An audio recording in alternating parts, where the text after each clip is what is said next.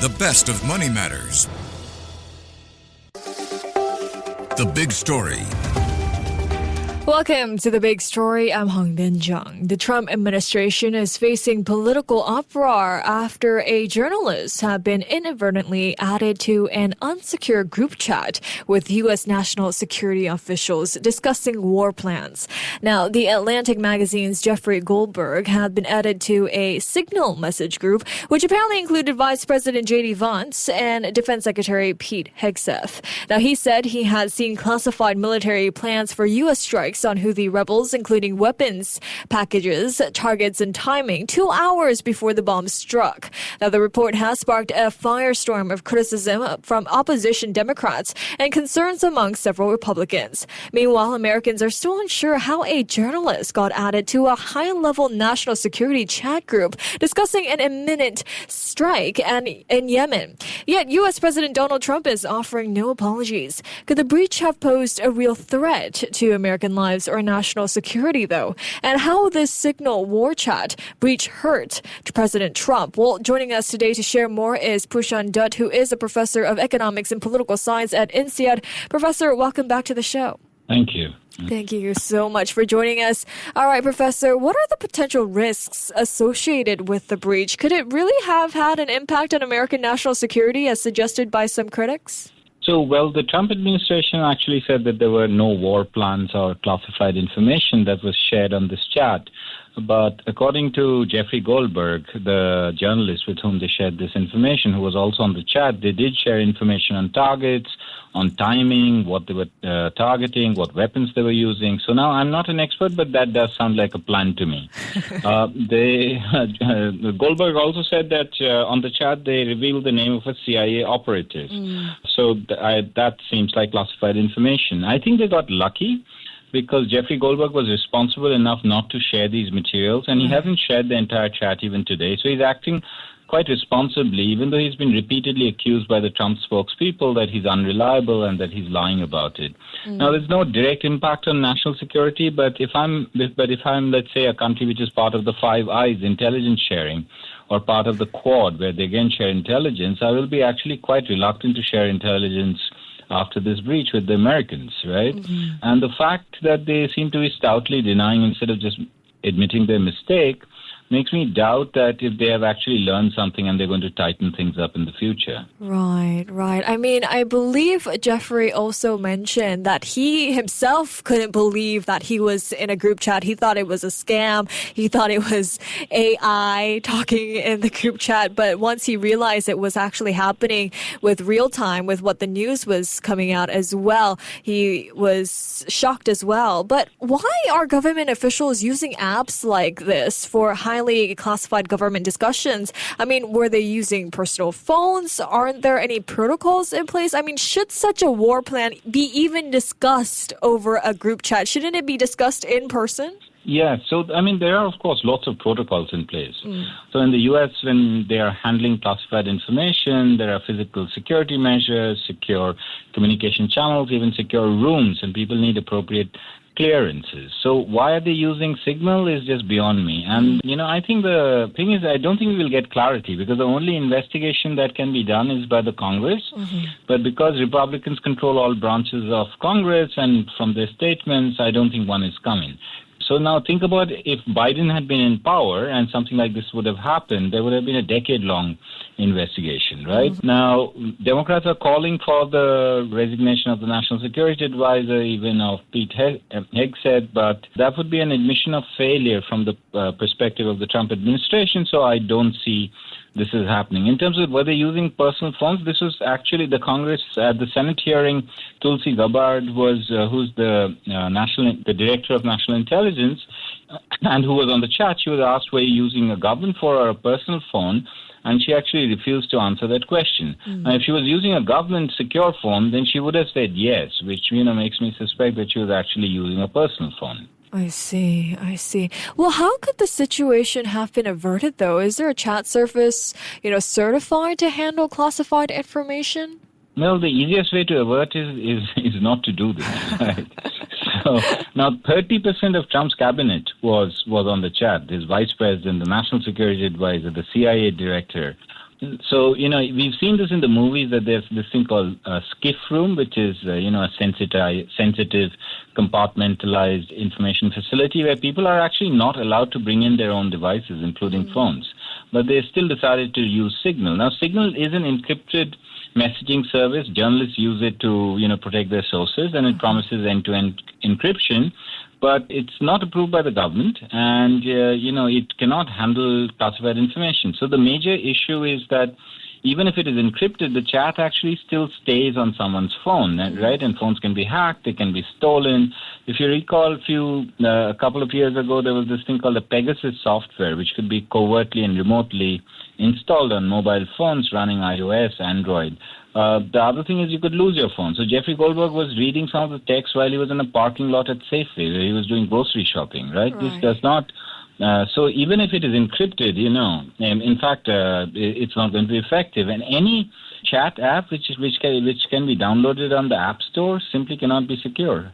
Just by this news of the leak, though, wouldn't it be a big threat to U.S. national security, especially with, hackers can hack into these encrypted messages, right? So, wouldn't this open the door to hackers from around the world to hack these U.S. high-level officials if they now know that some of these war plans are even discussed in such group chats? Exactly. So, if I'm a hacker or, if I'm a hostile nation, right?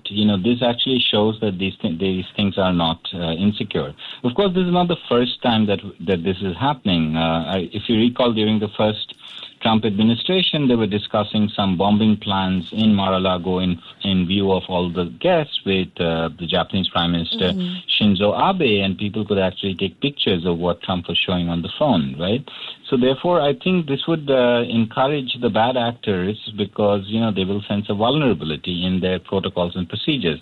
I also want to highlight that if anybody else in the military in the U.S. had done this, right, there would have been severe consequences. They are taught about operational security starting from day one. But because it's a civilian, Pete Hegseth is a civilian, I don't see any consequences for him. But this is going to be very demotivating for the rest of the Pentagon, which he's the leader of. I see. The leak has been dubbed Signalgate, and the political fallout from this has raised questions about the effectiveness of the Trump administration's handling of sensitive information. Well, how does this breach compare to other high-profile security leaks in U.S. political history? So the two of them immediately come to mind. Okay, one was Hillary Clinton's, when she was Secretary of State under Obama, was that she used a private server and a private email system which had some classified documents. Now, this sort of violated federal law and led to a series of investigations. And in fact, to some extent, it was responsible for Donald Trump winning his first term in office in 2016. Now, many of the same people who are on the Signal chat, a few days back, they rightfully criticized it, including Marco Rubio, J.D. Vance, Pete Hegseth. But now all of them are sort of in denial mode. They're just saying that there's nothing to see here. The other time that something like this happened was when Donald Trump left with a bunch of classified documents and moved them into a bathroom in Mar-a-Lago. And then he refused to cooperate and return them. And the FBI had to raid his residence to actually recover. This could have jeopardized his re-election chances. But because of the slowness of the process, that case was never concluded. I think it would have been just easier for them to say we messed up and we will do better next time, and then move on from this. Right. But this also follows news over the weekend that the Pentagon planned to brief Donald Trump's top campaign donor, Elon Musk, on top secret U.S. plans for a potential war with China. Well, although Mr. Trump has denied this, isn't this another national security related embarrassment for the White House? So again, the question is what do they see as an embarrassment, right? He was supposed to get a top secret briefing at the Pentagon, but the news got leaked by the New York Times. And as a result, they said that they are going to meet him somewhere else and not talk about this topic. But we actually don't know what was really discussed, okay? But what I found more interesting was that Hegseth's chief of staff said that, somebody within the Pentagon leaked this news report that Musk was being briefed on a potential war with China. So they have actually called for investigation into the leaks, into these unauthorized disclosures, and they have said that there would be polygraph tests administered to the defense employees in the Pentagon. So the big news is coming out of this is that we all know about Musk's conflict of interest. He has a lot of business interests in China, while the Trump administration is slowly, pushing China into a trade war. Right? They're also threatening to tighten export controls. I suspect that all this will come to a head, and even Trump has acknowledged Musk's conflict of interest. But somehow he does not like to antagonize him so much. He's cut him a lot of slack because Musk also has a big followership and he has a big megaphone because of Twitter. I see. Well, I mean, as you mentioned, it looks like Trump is not embarrassed by this at all, even regarding the recent addition of Jeffrey Goldberg into the group chat here. Because Trump and his intelligence chiefs, including Tulsi Gabbard and John Ratcliffe, have downplayed the seriousness of the breach, claiming no classified information was shared.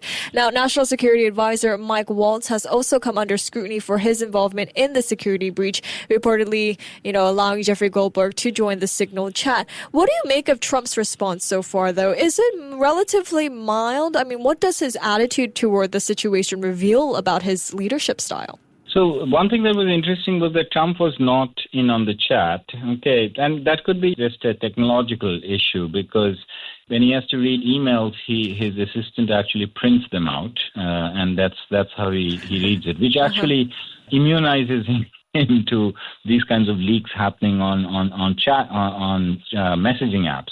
Now, in terms of leadership style, he's hard to predict, right? He likes to be decisive. He likes to take credit for all the wins, but he also likes to distance himself if things go wrong. Now, the strikes did not result in a loss of American lives. I think they got lucky that Jeffrey Goldberg was very responsible, right? So therefore, I think he's going to not do a whole lot. I think the risk that they face is that if this thing continues to blow up politically, that there is lots of coverage on media, there is coverage in the Senate, in the Congress. In that case, this might actually continue for some time. And at that point in time, I think he's going to ask for somebody to resign. Most likely, it's going to be his national security advisor, but also could be his defense secretary. I see. But how convincing are the administration's arguments, you think? I mean, do you think this response addresses the concerns raised by other lawmakers and national security experts? So far, not so convincing. There was a testimony by some of the Trump officials in front of the Senate, but, they sort of did a couple of things where they said that actually there was nothing classified or there were no war plans or anything of importance in terms of national security on this chat. But at the same time, they're saying that when they were asked that if there's nothing classified, why don't you release the text? They say that, we are not going to do that. Instead, they've all pivoted and attacked Jeffrey Goldberg about that, how he's a useless journalist and things like that, doing lots of name calling. Now, here's an interesting thing that could happen, which is, if they keep blaming Jeffrey Goldberg, at one point in time, he might be forced to actually establish his credibility by releasing the text. Right. But then the thing that could happen is then the FBI could actually arrest him for leaking classified information. Right. Okay, so at this point in time, everyone's head starts to spin. I mean, it looks like it's a lose-lose situation for Jeffrey Goldberg here. But, Professor, at the end of the day, how does this whole incident affect public trust in the current administration's handling of sensitive issues? So I think, we should take if you take a narrow, short-term view, I don't think it's going to move things much, right? The Americans are quite polarized. They're not that interested in foreign affairs. They're only dimly aware of who the Houthis are. So I would expect that in the short term, a collective shrug and they move on. But there is sort of like a medium to longer term drip nature of the things that the Trump administration is doing. So on trade, they are, instigating trade wars. They're threatening Canada and Greenland. Elon Musk is taking a chainsaw to the government. So Americans are actually getting more anxious, and Trump's approval is dropping slowly but significantly. So it's on a downward trajectory. So he was elected to improve the economy, bring down inflation, but all of this actually starts making people nervous. So domestically, I think this will play out. This will not play out well for Trump, but only in the longer term. In the short term, I think the biggest impact will be on the Europeans. The thing to notice that how dismissive they were of the Europeans on the chat. And in fact, one of the participants on the chat said that Egypt and Europe should actually pay the Americans for, attacking the Houthis. So they essentially, the contempt for the Europeans actually is there in private chats, and it's not just public posturing. So if I were the Europeans, I would be very nervous that I really need to wake up, fix my economy, pivot towards defense spending, realize that I can't count on NATO, on security guarantees, etc. I see. Well, then what will all of this mean for Mr. Trump's future in the White House as well? I mean, will it really impact his future as the president? So only time will tell. Okay. So, yes, they're moving really fast and they're doing lots of things. The Silicon Valley ethos of move fast and break things. In some cases, they do have a point. For instance, it is true that the U.S. provides like global public goods and all the other countries free ride on it, right? So, J.D. Vance was right in the chat that a lot of the trade that goes through the Red Sea, which the Houthis are targeting, is actually between Europe and Asia, whereas it's the U.S. which is keeping global shipping routes open. So, but the thing that I think the Trump administration underestimates is that they have carte blanche and then they can do anything, right? Because the others will react, there will be counter reactions. So therefore, this is going to shake the U.S. alliance structure. There are certain other moves on the trade front, on export controls, on geopolitics, etc. And those, I think, will have a far bigger impact on Trump's future in the White House, provided he does not run for elections again. I see. And before we let you go here, Professor, just a final question for you. I mean, what else will you be keeping an eye on in the next few days with regards to any developments over this whole saga? If some of the senior Republicans, who are not completely in Trump's camp, they start making noises, okay, and they start thinking about investigations, then things are going to get very hairy for the Trump administration. I ascribe very low probability to that, okay? So I think eventually, even in the short term, what's going to happen is the thing that I'm really keeping an eye on is the reciprocal tariffs, which Trump has promised on April 2nd.